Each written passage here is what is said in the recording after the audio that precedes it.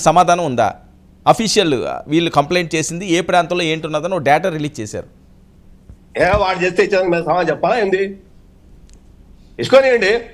మరి ఎవరో చెప్తారండి, అదేంటి అది ఇచ్చుకోనియండి, ఇవ్వనివ్వండి. దొంగ వేదలు దొంగ మాటలు మాట్లాడక ఇంకేం మాట మాట్లాడతారు? ప్రతిపక్ష నాయకుడు అంట. ప్రతిపక్షాడు ఎవడు? ప్రతిపక్ష నాయుడు రాష్ట్రంలో ఎవడో లేడు.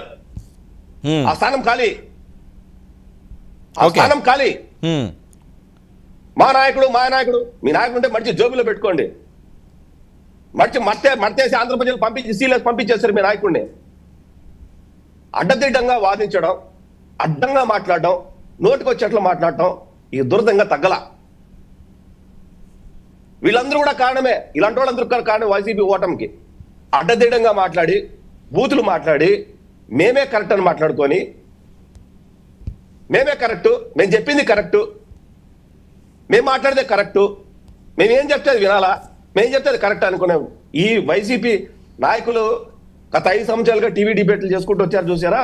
వైసీపీ ఓటమికి ఇది కూడా కారణమే. ఇంత బరితెగింప, ఇంత విచ్చలవిడిగా మాట్లాడతారా మనుషులంటే?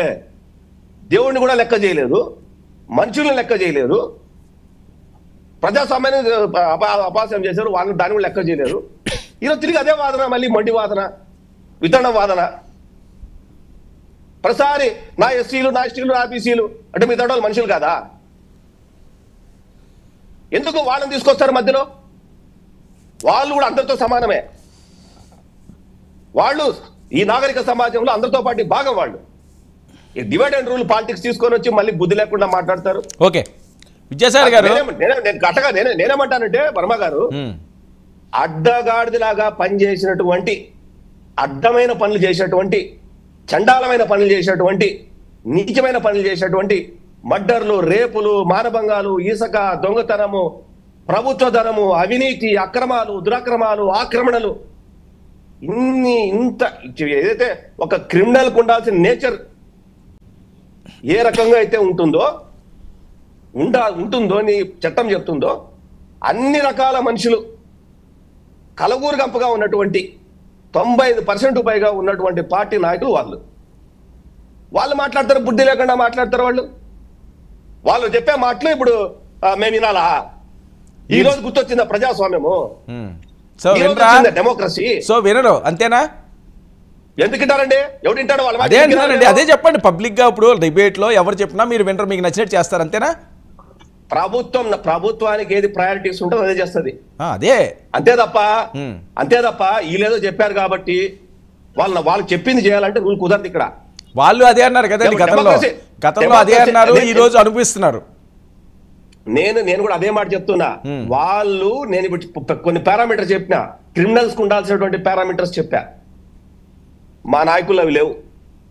తీసుకుందాం సరే, వాళ్ళ నేర చరిత్ర, వాళ్ళ ఎమ్మెల్యేలు నేర చరిత్ర, వాళ్ళ నాయకులు నేర చరిత్రలు తీసుకుంటే మా నాయకులు నేర చరిత్ర కూడా తీసుకుందాం. Okay, uncomparable.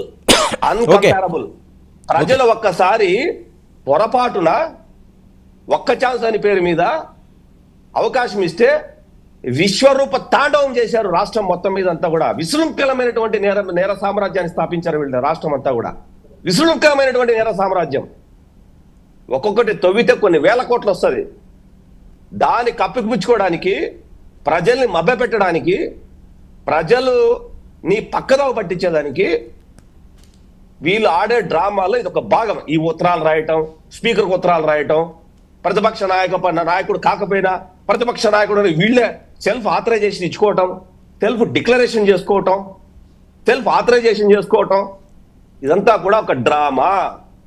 రాబోయే రోజుల్లో వీళ్ళు చేసే అన్యాయాలు, అక్రమాలు బయటపడతాయి. దాని నుంచి ప్రజలు ఈ రోజు నుంచే ఒక మూడ్లకు తీసుకోపోయేటటువంటి ఆలోచన ఆడే డ్రామా ఇదంతా. ఓకే, అది ఒక క్రియేట్ అంతా. ఈ దొంగలు కదా వీళ్ళంతా కూడా, మామూలు బ్రెయిన్లు కాదు. దొంగలు కదా, దొంగలకి ఎటువంటి ఆలోచన ఉంటుంది? తప్పించుకోవడానికి. అంటే మంచిని ఓవర్కమ్ చేసి దొంగతనం ఎట్లా చేయాలా అనే దాని మీద, తాళం ఎట్లా పగలగొట్టాలా, బీరువా ఎట్లా పగలగొట్టాలా, తలుపులు ఎట్లా పగలగొట్టాలా, అట్లా దొంగలకు ఒక అలవాటు ఉంటుంది. Habituated criminals. అట్లాగా చట్టబద్ధమైనటువంటి చట్టాన్ని, న్యాయాన్ని, ధర్మాన్ని, కోర్టుని, వ్యవస్థల్ని ఎట్లా బ్రేక్ చేయాలా అనేది 5 సంవత్సరాలు చేసి పడేశారు. ఓకే. విద్యాసాగర్ గారు ఇలా మాట్లాడే లేకుండా విద్యాసాగర్ గారు ఈ రెడ్ బుక్ ఏంటండి? రెడ్ బుక్ మీద క్లారిటీ వచ్చింది, హోంమంత్రి గారు ఎవరెవరు ఉన్నారు ఏంటి అన్నది రిలీజ్ చేశారట, నిజమా? ఏంటి ఆ రెడ్ బుక్ రిలీజ్ చేస్తే రెడ్ బుక్ రిలీజ్ చేస్తే మీకు వస్తుంది కదా. అదే అంటున్నాను, ఇప్పుడు అదే పెద్ద ఎత్తున ట్రోల్ అవుతున్నది. ఎవరున్నారు రెడ్ బుక్? ట్రోల్ అంతా వాళ్ళు చేసే కార్యక్రమాలే. అవునా? ఆ ట్రోల్ అంతా వాళ్ళు నేను చెప్తున్నా, మళ్ళీ చెప్తున్నా, వీళ్ళ స్కీముల పేరు మీద చేసేటువంటి స్కాములు ఏవైతే ఉంటాయో, దోపిడీ ఏదైతే ఉందో, అన్ని సహజ వనరుల దోపిడీ. రాజశేఖర రెడ్డి చచ్చి ఎలోకని ఉన్నాడు కానీ ఈ భారతదేశానికి ఒక ఇంట్రడ్యూస్ ఇచ్చేసిపోయాడు. సహజ వనరుల్ని దోపిడీ ఎట్లా చేయొచ్చు అనేది నేర్పించిపోయిన వ్యక్తి రాజశేఖర రెడ్డి. ఓకే, ఈ దేశానికి నేర్పించిపోయాడు. మీరు కాబట్టి చూడండి, 20 ఏళ్ల క్రితం ఇసుక దోపిడీ లేదు ఈ దేశంలో, లేకపోతే గ్రావెల్ దోపిడీ లేదు. ఇవి న్యాచురల్ గా దొరికేటువంటి మినరల్స్ మీద ఎట్లా దోపిడీ చేయొచ్చు, దళారులకి ఎట్లా డబ్బు కట్టి పెట్టచ్చు, ఒక తట్టడ మట్టి లేకుండా అడ్వాన్సుల పేరు మీద. ఆ మూలాలు ఉన్నటువంటి రోల్ మోడల్ గా ఉండేటటువంటి పుట్టపొట్టించి ఆయన ఫోటో పెట్టుకొని వచ్చేటువంటి ఈ పార్టీకి ఇంతకంటే గొప్ప ఆలోచనలు ఉంటాయని చెప్పేసి అనుకోవడానికి మేము పిచ్చోళ్ళమా? ఓకే, నేర సామ్రాజ్యంలో పుట్టలు పగలబోతున్నాయి. చూడండి, మీరు చెప్తున్నాను ఈరోజు పుట్టలు పగలబోతున్నాయి ఒక్కొక్కళ్ళవి. ఓకే, ఈ రోజు వీళ్ళు ఆడుతున్న డ్రామా ఎందుకు తెలుసా? ప్రతిపక్ష నాయకుడికి హోదా, ప్రతిపక్ష నాయకుడి హోదా అని. రేపు పొద్దున కేసులు మెడకు చుట్టుకుంటే చేతగాక అరెస్ట్ నుంచి తప్పించుకోవడానికి.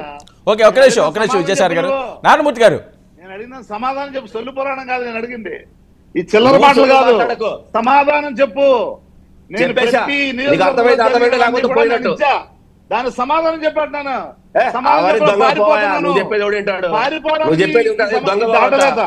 నువ్వు చెప్పడానికి చేతగాక, నీ దగ్గర ఆన్సర్ లేక, నీ దొంగ మాటలు మా దగ్గర మేము చెప్పాల్సిన అవసరం లేదంటున్నా నేను.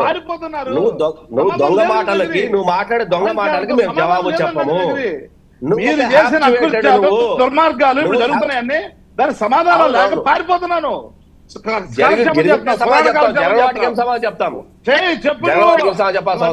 ఉన్నావు నువ్వు, నీది బాధ్యత రాజ్యంగా పారిపోతాను. పారిపోతావులాగా నువ్వు పారిపోయావు. అది వదిలే.